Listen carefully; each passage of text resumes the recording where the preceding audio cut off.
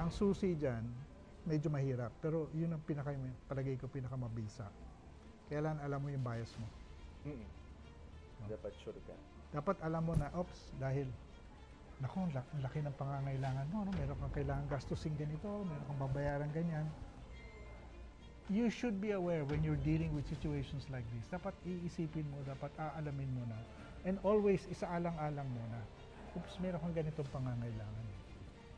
Kasi yun ang tinatarget ng mga yan. Kaya maraming kahit na bigyan mo ng tips, no? Pero kung nadadala sila ng kanilang ng emosyon, ng pangangailangan, ng takot, no? Na-override eh. Hindi ka na nagtithink ka muna. Overwhelmed sila sa emotions nila. Yes. Hindi nila naiisip yun ang gusto gagawin nila. Pipilitin na lang nila, kailangan ko ng pera, kailangan ng ganito.